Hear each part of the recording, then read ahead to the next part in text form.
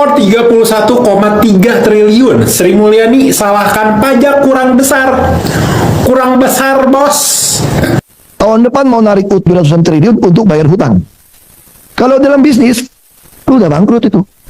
Itu kalau kampung saya namanya itu gali lubang tutup lubang namanya. Betul kan? Jadi kalau kita kelola negara seperti ini buruk sekali manajemennya. Nyusun anggarannya ngaco banget. Lalu dipotong negara memang nggak optimal menurut saya. Kita sebagai rakyat itu dipaksa menerima bare minimum. Ya kita dari kecil dilatih. Ya begitu. Pejabat ya pantas kaya. Pejabat ya pantas kita layanin. Itu ada mungkin tanpa sadari. Ya kita juga sama pejabat juga takut. Mesti hormat. Gak ada punya kuasa. Nah ini selalu ada dalam kita. Semua negara lakukan. Mana porsi, kan saya kan tugasnya kalau pemerintah mengadministrasi keadaan sosial kan. Ini bagaimana ngatur duit nih, keseimbangan ini yang kita atur. Kita nggak benci orang kaya. Bilang orang kaya nggak apa-apa, biar dia lebih kaya. Tapi lu mesti bayar pajak yang benar. Orang miskin, kita juga nggak benci orang miskin atau memanjakan orang miskin. Menegakkan aturan. Kita bicara aturan, meratakan lapangan tanding kita. Supaya pemainnya oke. Ini yang terjadi di kawasan demokrasi kita nih. Penguasa jadi penguasa H. Penguasa plus pengusaha dia. Celaka. Hampir semua investor asing yang masuk. Kalau Anda pelajari Ultimate Beneficiary Owner-nya, UBO, jadi pasti ada oknum pejabat atau keluarganya. Jadi waktu duit nggak ada, bukan potong biaya saja. Tapi kita mesti lihat mana itu nggak optimalisasi biaya. Biaya mana setiap sektor harus menghasilkan uang. Waktu saya menyusun APBD, bagaimana setiap rupiah disusun, dikeluarkan, bisa membuat penuh otak, perut, dan keluarga. Itu guidance kepada semua SKPD menyusun anggaran. Saya tidak mau tahu. Saya periksa satu persatu, sampai satuan ketiga. Itu dipasang di website. Untuk apa pasang di website? Supaya ada orang yang agak kepo atau senang bantu saya. Saya laporin ke si nomor telepon saya. Nanti kasih tahu, Pak, hati-hati Pak, anggaran ini maka Pak. Wah, saya langsung karena kan jutaan item gimana mau lihat kita. Bagi kita taruh di website. Kita ngomong, kita sebarkan di YouTube. Supaya orang itu saya pasang 3 kamera. Yang dengerin saya ngomong juga saya kasih kamera. Tadi misalnya WA saya itu, dulu SMS ya, sama BBM. Pak, Bapak itu muka yang baju hitam itu Pak, sebelah pojok itu Pak. Itu muka itu kayak nggak seneng tuh Pak. Pasti itu biang kerok atau apa. Wah, saya lihat, oh ya, saya periksa. Kayak gitu.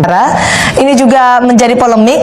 Yang pertanyaan adalah kenapa ada nama Basuki Cahayapurnama di sana, Pak Ngabalin?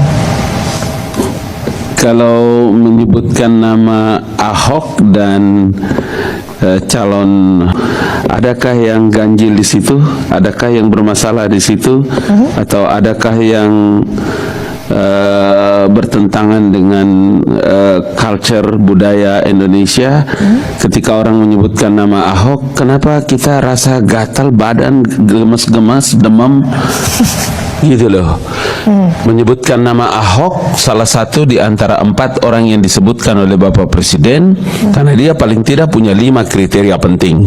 Pertama, coba perhatikan, anak muda, cepat ambil satu keputusan, memiliki kemampuan manajerial yang oke, punya resources yang bagus, dia punya kemampuan leadership, ada budaya yang bisa dipakai. Itu kalau nanti ditunjuk oleh Bapak Presiden, ya saya lagi-lagi mengucapkan ahlan wa sahlan. Halo teman-teman, kembali lagi bersama saya di channel ini. Teman-teman, kita telah menyaksikan sebuah cuplikan video yang dimana disampaikan oleh ya Ibu Sri Mulyani, ya Menteri Keuangan, ya sudah tekor ya uang APBN teman-teman. Ya, kita sudah melihat berapa nominalnya dan dikatakan di situ kurang besar pajak diambil teman-teman. Nah, ini yang membuat sekali kita semakin diperas oleh pejabat-pejabat ini teman-teman kalau kita melihat. Nah, di sini dikatakan bagaimana juga pernyataan-pernyataan dari Ahok teman-teman. Ya, tidak apa-apa dia kaya, tetapi dia harus ya memberikan pajak itu, membayar pajak sesuai atau tidak teman-teman. Dia menyampaikan begitu.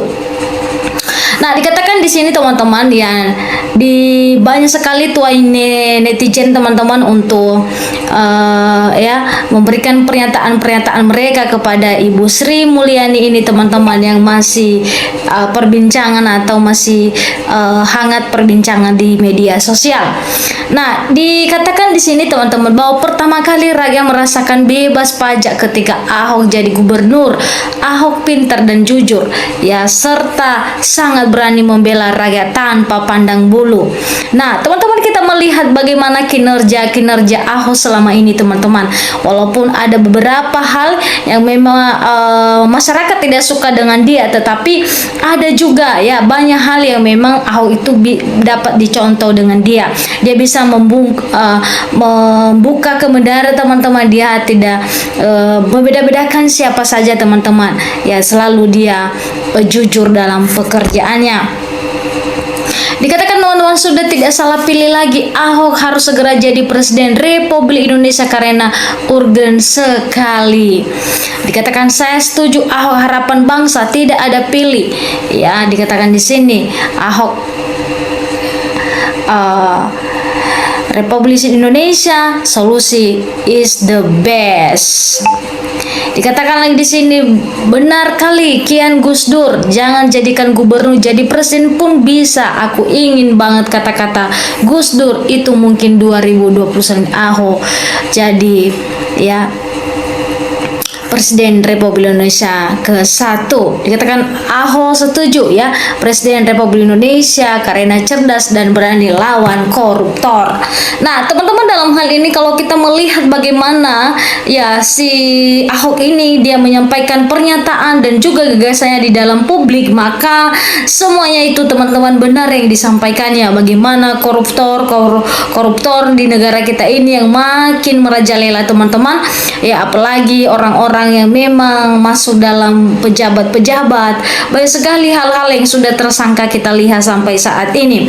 Nah, disampaikan teman-teman di sini lagi, ya betul Pak Ahok akan jadi penyelamat Indonesia dari kehancuran. Tolong teman-teman Muslim, kita jangan anti non Muslim jadi pemimpin, terima kasih atas kepercayaannya. Nah, dikatakan singkirkan semua perbedaan, ya kita harus berusaha menyelamatkan negara. Dikatakan lagi setuju banget, kita pilih Ahok jadi presiden demi kebaikan masa depan Indonesia. Dikatakan Ahok layak calon presiden ke depan dan Indonesia butuh orang yang berintegritas, yang takut akan Tuhan. Setuju Pak Ahok jadi Presiden Indonesia tahun 2029.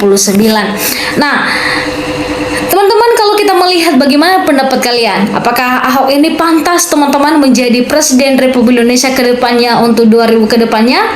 Ya, silakan memberikan tanggapan dan juga komentar Anda teman-teman ya, untuk bisa ya menyatakan kejujuran dalam hati, ya memberikan komentar lewat komentar dan juga tanggapan Anda teman-teman untuk menilai bagaimana si Ahok ini teman-teman bisa memberikan yang terbaik untuk Indonesia. Is the best Ahok teman-teman. Ya, kita berharap ya supaya negara kita semakin hari semakin damai sejahtera teman-teman. Sampai ketemu di channel selanjutnya.